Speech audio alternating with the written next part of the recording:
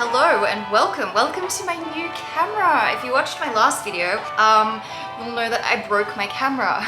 Honestly, not surprised though, that thing has taken a beating. I think I've had it for like 5 years, and I actually think someone asked me in my questions about my camera, like whether I fixed it. I haven't fixed it. It is probably repairable, and I will do that, I think, and then maybe give it to a new home. But I purchased a new camera. This is the Sony ZV-1. It's like a specific vlogging camera. I did a bunch of reviews on it probably this time last year, and I was going to purchase it, but I thought it was super zoomed in, and then just by chance last week, 2 days after I break my camera, Bronwyn and I were out and we were on our way to the beach, and she dropped her camera, broke hers, and then the next day she went out and purchased this Sony camera. And so on Sunday when I was at her house, I was like, oh my gosh, let me play with it, and I love it. I think it's great. Let me know what you think of it. But I'm so excited. I'm super motivated to make videos now, and so I have a new camera, and I'm very, whoops, oh, I need to cut these off. You know the like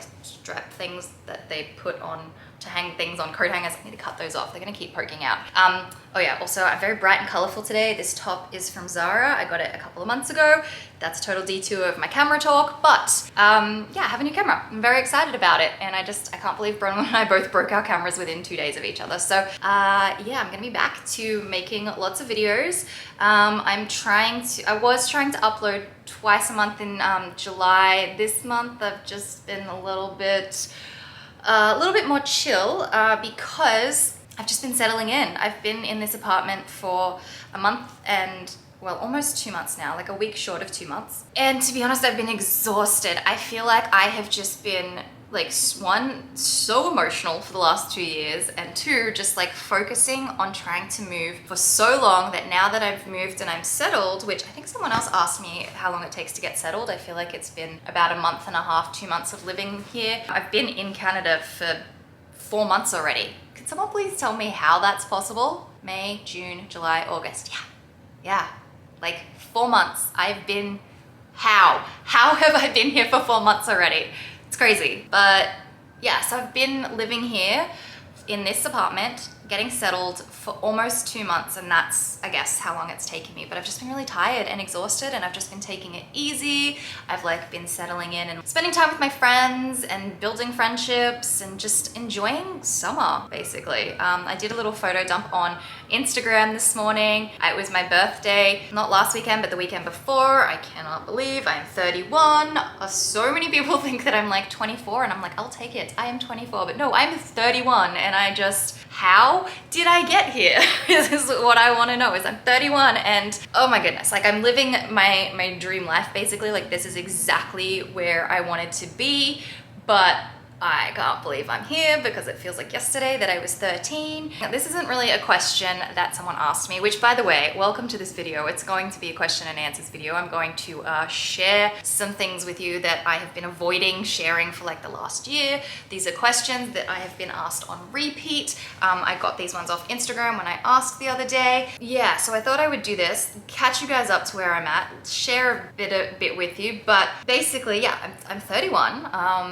A lot of people don't really know that, and it's really weird to say. I felt like turning 30 was like, oh my god, like I'm turning 30. 31 was way worse. I feel like I'm into my 30s now. It's like I'm not even close to being like in my 20s anymore, which it's not true, obviously, but like I just feel like I'm getting older. But as I was saying, I'm exactly where I wanted to be when I was 13. That movie, Suddenly 30, or 13 Going on 30, there was 2 names for that movie, with Jenna Rinks or whatever her name was, and she was like woke up one day and went from 13 to being 30 and lived her fabulous like New York life, and was like a magazine editor. And I remember being 13 and I was like, I can't wait. That's what I want. I want to have a beautiful apartment in the city. I want to have fabulous clothes and shoes and be able to go out for cocktails with my friends. And it seems really kind of superficial and materialistic, but honestly, that was kind of a goal of mine. I just really like aesthetic things. I like pretty things. It's like an art thing to me. Like, I mean, take this top, for example. I feel like it's literally a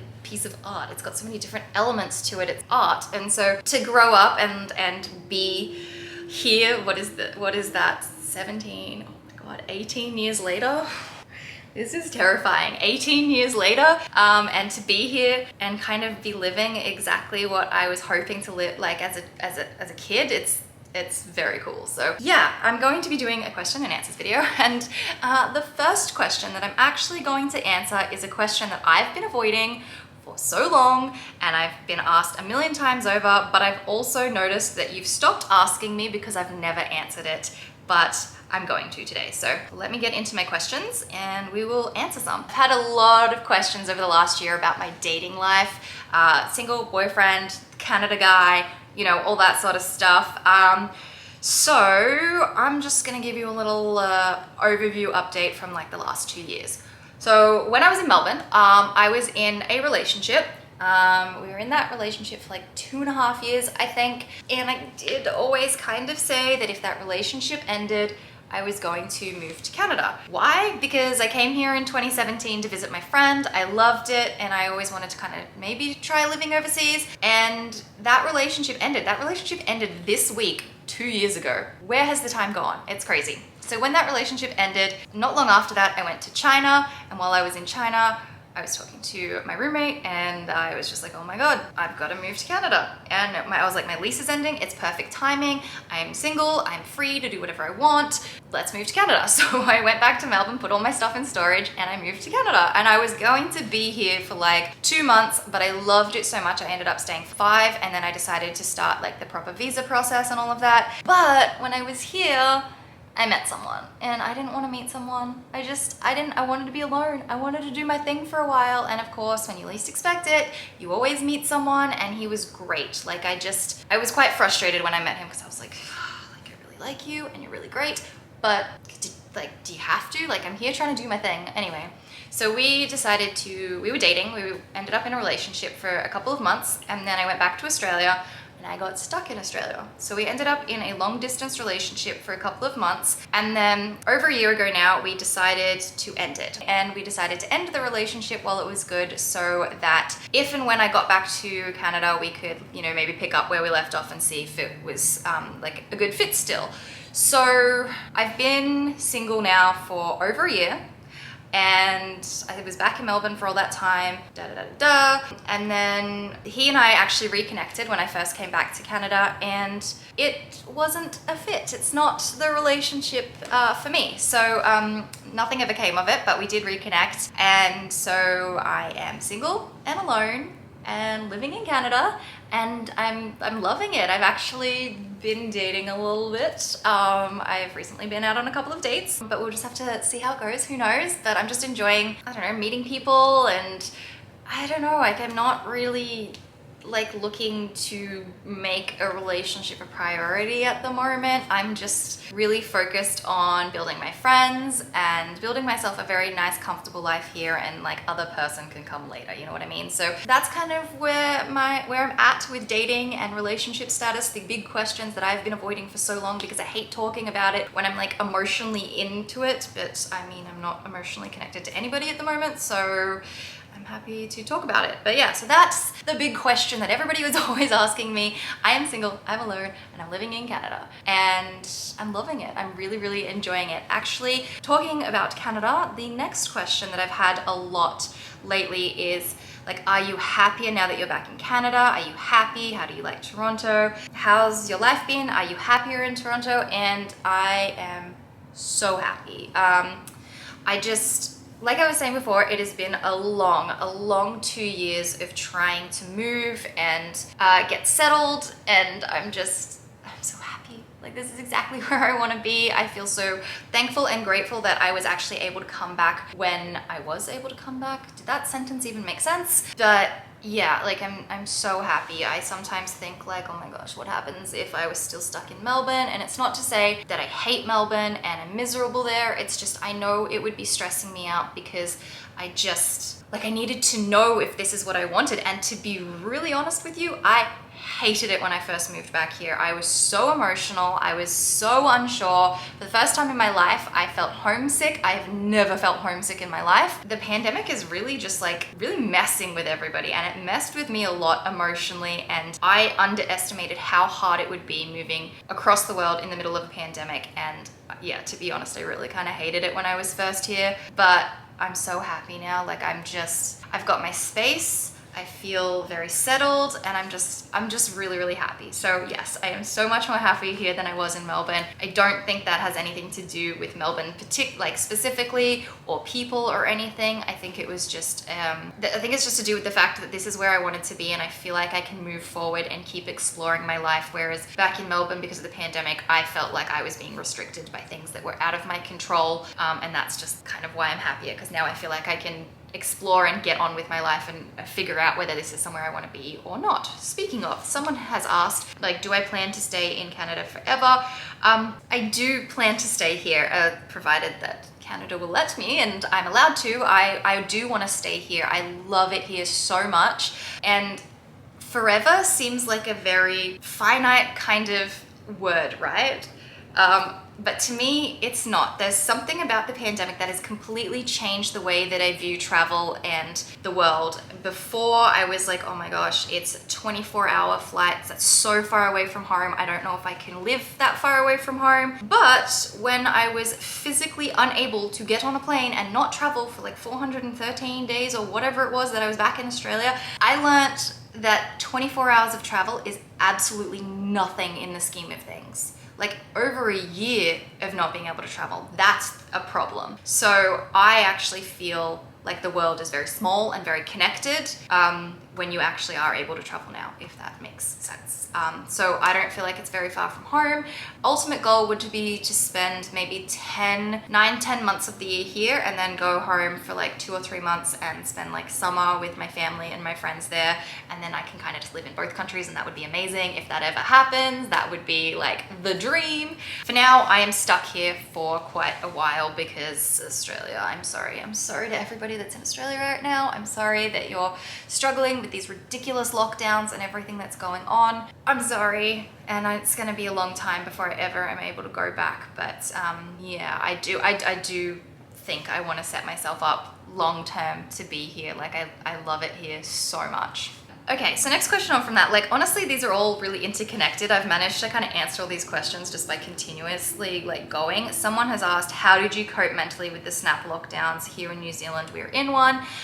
So when I was in Melbourne last year, I just stopped watching the news. I honestly cannot really tell you what's happening anywhere in the world right now. And I know that's really terrible and it might seem really ignorant, but sometimes to protect yourself, you just need to go inwards and just make your bubble really small. I did talk about this last year when I was in Melbourne. I started a hobby, right? Like, I started, what do you call it? Cross stitching and hand stitching. That was my hobby. That's what I focused on a lot at the end of last year, and it really got me through. And I know another question too is like, you know, how do you deal with stress? Well, for me right now, it is my painting. These are my paint by numbers. I get these on Amazon. I'll have them linked in the description. This is my second one. And I think my mum said that my mum got me an easel for my birthday, which is amazing. It's in the other room. I opened it and I was on FaceTime to her, and I was like, did you get me a tripod? Like, I thought it was a tripod like camera thing to like shoot flat lays with. And she was like, kind of. And then when I saw the paintbrushes that it came with, I was like so excited. I'm like excited because it's just really, really relaxing. So when I am stressed, I paint, or I do arts and crafts, hands-on activities that make me sort of focus on the present and focus on something right in front of me. Did my camera just get really dark, or can I not see? I don't actually know what's happening. I think my camera, I don't know. I think it's okay. Hope the footage is okay. But yeah, so yeah, did this, and that's my thing that I do when I'm stressed out. And in terms of like the lockdown and stuff, get a hobby that's very hands-on and it brings your attention in, and stop watching the news. Stop paying attention to what's happening in the world, because right now you're allowed to focus completely on yourself and make a very small bubble and not worry about what else is happening in the world. You're allowed to do that. So that's my way of coping with stress and lockdowns and everything like that. What else? So we've talked about my camera. Talked about my relationship status. We've talked about me being happier back in Canada. Do you have a specific quote or mindset that you live by? By the way, your videos make me so happy. Thank you. I'm glad that you enjoy them. On that note, please leave a comment down below and let me know what type of videos you want to see, because I'm kind of out of video ideas and I don't really know what you guys want to see. So let me know. But my specific quote in life is, I'm gonna leave an Instagram account to like one of my favorite Instagrammers. His name's Andrew Murnane. I've talked about him before on my Instagram lives, and he's amazing. And I think he's like a 26-year-old guy, and he's just really like got some great advice, right? So he basically is like, we're all gonna die, and therefore nothing really matters, which actually takes the pressure off a lot. And that's sort of my philosophy. I'm like, life is actually really short in the scheme of things, so why spend it trying to do what everybody else wants you to do? Why can't you do what you want to do? As long as you're happy and you can provide for yourself, and you've got food and shelter, and you've got your basic, you know, survival needs met, then why can't you just do whatever you want? Like, as long as it makes you happy and it's not hurting anybody else, and you're not being malicious or manipulative, then why not? Like, if you're just being a nice person and you want to do what you want to do, then why not? So that's kind of my philosophy in life. Another question I've had is, can you share more about your coaching and therapy? So I've talked about this on my Instagram live before as well. And so I have a coach and a therapist. I speak to my coach more than I do my therapist. I started the therapy just after my last relationship ended, so 2 years ago, right? And I started seeing him and completely changed a lot of things for me. But I also have a coach who I see every Monday, and I don't think I would be able to survive if I didn't have this support system. It's just made me learn so much about myself, learn how to build back up my self-confidence after a really crappy relationship like 5 years ago, and how to like be more comfortable in myself, how to understand the way that I function as a person and what's best for me in every area of my life. Like, I'm talking,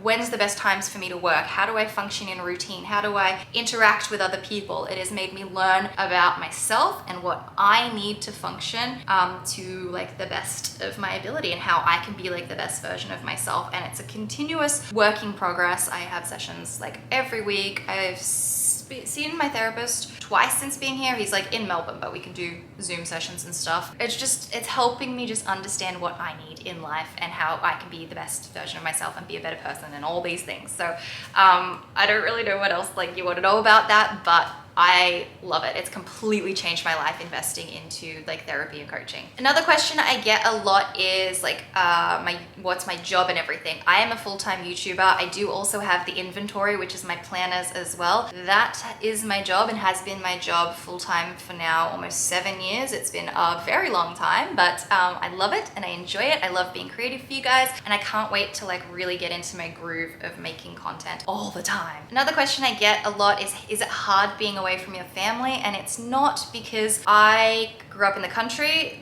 Like, Sydney and Melbourne are both 6 and 7 hours away from my hometown, so I always knew that I was going to be moving very far away from my family, and I've lived far away from my family for the last 13 years or so I'm really used to it. And as I said, the whole 24-hour flight doesn't feel as bad anymore, so it's not hard being away from my family, just because that's kind of what comes with the territory of leaving a small town. So if you're someone who's moved around a lot, then you'll know what I mean. I am still trying to figure out this camera. It's telling me that I do not have very long left to be able to talk to you, so I'm gonna wrap this video up here. I really hope you guys have enjoyed this video and learnt a little bit more about me. If you have any questions, leave them down below. If there's anything you want to see video-wise, leave it down below, and I will catch you in my next video.